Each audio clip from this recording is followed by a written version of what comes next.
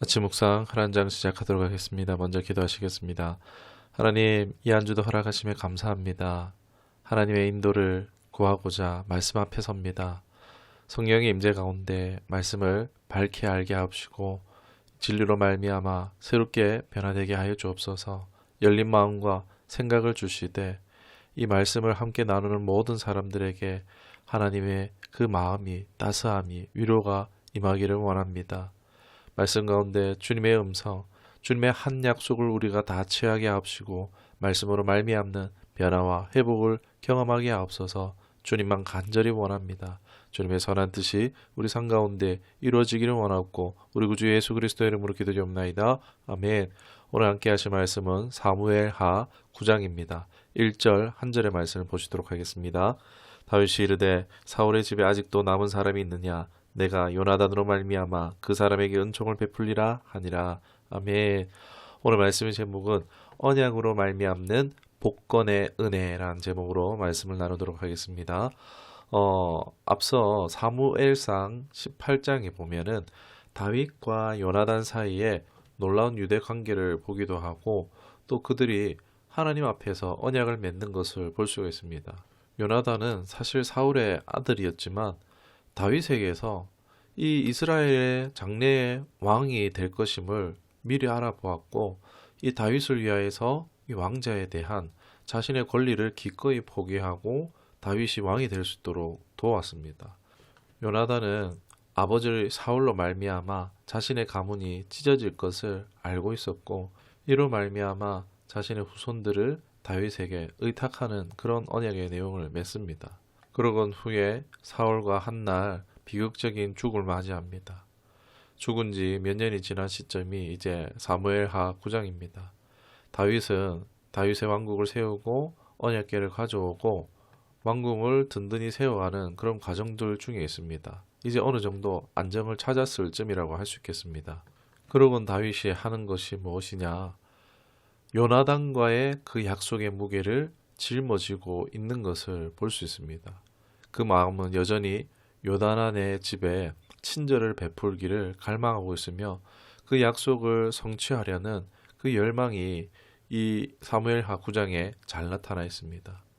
사울의 가족 중 남아있는 사람이 누구냐 찾아보라 해서 이제 요나단의 아들인 무비보셋이라는 청년이 등장하게 되어지는데 이 무비보셋은 두 발을 쩔뚝거리며 이제 은밀하게 숨어서 살고 있는 중이었습니다.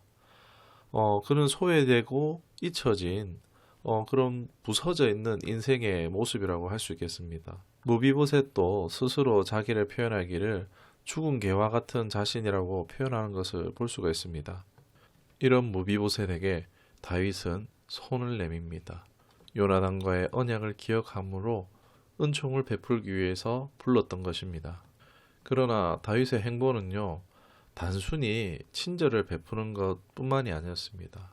바로 그의 유산을 회복시켜 주는 것이었습니다. 사울의 손자 무비보셋에게 이 땅과 부에 대한 정당한 권리를 가지고 있었는데 이 다윗은 사울의 종 시바에게 이제 땅을 경작하고 무비보셋에게 필요한 모든 것을 공급하라고 명령합니다. 무비보셋은 한때 잊혀지고 부서진 남자였습니다. 그러나 이제 다윗은 이 무비보셋을 자신의 아들 중에 한 명처럼 왕위 스탁에 회복시켜 주고 있는 것을 볼 수 있습니다. 대부분의 많은 신학자들은 이 사울의 지파인 베냐민 지파를 뭔가 이제 통제하기 위한 다윗의 정치적인 행보로서 무비보셋을 불렀다라고 이렇게 말하지만 사실 어, 땅을 내어준다는 것은요 결코 쉽지 않은 일입니다. 왜요? 무비보셋에게 땅을 주었다가 다시금 힘을 얻어서 반역을 꾀할 수 있고 그런 이제 다윗 대신 왕을 세우려는 시도가 계속 있을 수 있기 때문입니다. 그래서 무비보셋에게 땅을 내어주는 것은요 왕된 입장에서 굉장히 위험천만한 행동이었습니다. 과연 정치적인 행보였다면은 땅을 내어줬겠습니까? 아마 다른 왕들이었으면은 진작에 숙청했을 것입니다. 아무리 무비보셋이 왕이 될 자격이 없다 할지라도 불안의 싹스를 아마 잘라냈을 것입니다. 그러나 다윗은 그렇지 않죠. 다윗은 사실 사울에게도 선대했습니다. 요나단에게 선대하는 것도 당연하고요. 그리고 그의 자녀인 무비보셋에게도 선대하는 것은 당연한 것이라 할 수 있습니다. 다윗의 성품의 일관됨을 생각할 때에 꼭 이것을 정치적인 행보로 보는 것은 어렵다라고 할 수 있겠습니다. 다윗 입장에서는 정치가 아닌데 다른 사람들 볼 때 뭐 정치하는 것처럼 그만큼 행위가 잘했다는 거죠. 이로써 이제 사람을 얻는 다윗이 되어지는 것입니다.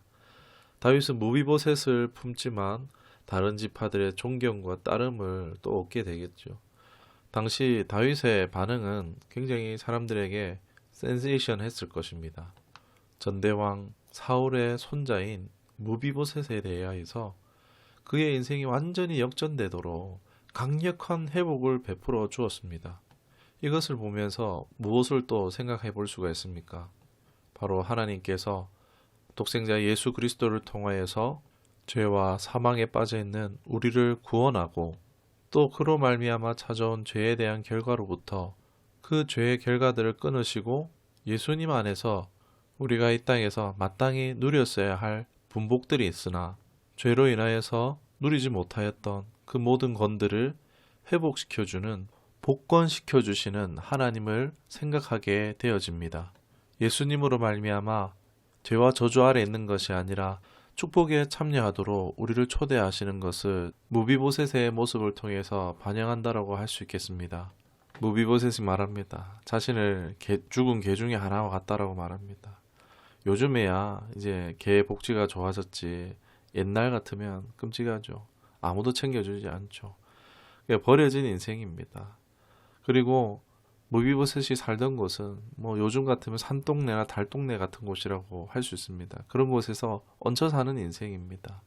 그러나 언약으로 말미암아 이를 기억하고 구원하는 다윗을 통해서 이제 무비보셋이 아들은 아니지만 이제 마치 양자처럼 왕자들처럼 대우하는 것입니다. 예수님을 만나기 전에 우리의 영적 자소도 바로 이렇게 무비보셋 같았을 것입니다. 아담 안에서 왕 대신 하나님을 저버렸을 때 몰락의 길로 갔지만 그러나 내버려 두시지 아니하시고 불러서 회복시켜 주시는 것입니다.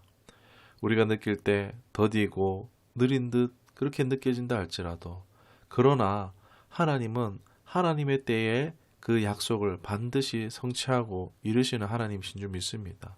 그 주님 우리가 꼭 기억하고 떠올리길 원합니다. 우리의 잃어버린 모든 것, 빼앗긴 것들, 그러나 이제 예수 안에서 회복의 복권의 은혜가 있는 줄 믿습니다. 에베소서 3장 6절에 이는 이방인들이 복음으로 말미암아 그리스도 예수 안에서 함께 상속자가 되고 함께 지체가 되고 함께 약속에 참여하는 자가 됨이라. 아멘. 하나님의 언약은 신실하십니다. 다윗이 요나단과 맺은 언약을 지킨 것처럼 하나님은 당신의 약속에 신실하십니다. 그분은 변함없는 사랑과 은혜를 보이시며 또 당신의 백성들에게 계속해서 헌신하십니다. 예수 그리스도 안에서 이 회복의 은혜, 복권의 은혜를 누리시기를 주님의 이름으로 축원합니다. 거기서 나아가 우리는 또 다윗을 본받을 필요가 있습니다. 특히 무비보셋처럼 부서지고 소외된 잊혀진 사람들에게 이 사실을 또 전하도록 우리는 부름 받았습니다. 이 복된 부르심에 쓰임받는 저와 여러분 될 수 있기를 주님의 이름으로 축원합니다. 말씀을 기억하면서 기도하도록 하겠습니다. 하나님, 사무엘하 9장을 통해서 이 다윗과 무비보셋의 이야기가 마치 하나님의 그 신실하심을, 놀라운 은혜를 또 생각하게 만듭니다. 다윗이 요나단을 통해서 그 약속을 하였고 이제 다윗이 이룬 것처럼 하나님께서는 예수 그리스도를 통해서 이 언약을 이루시고 또한 우리에게 그 은혜가 베풀어지고 적용되게 하시고 또한 나아가 저주와 죄와 사망 가운데 그저 살아가는 것이 아니라 우리의 기업을 회복시켜주는 은혜를 우리에게 허락하신 줄 믿습니다. 또 하나님께서 우리에게 은혜를 베푸신 것 같이 우리도 다윗의 본을 따라 감화되어 주변 사람들에게 은혜를 베푸는 우리가 되게 하옵소서. 감사드리며 예수님의 이름으로 기도드리옵나이다. 아멘.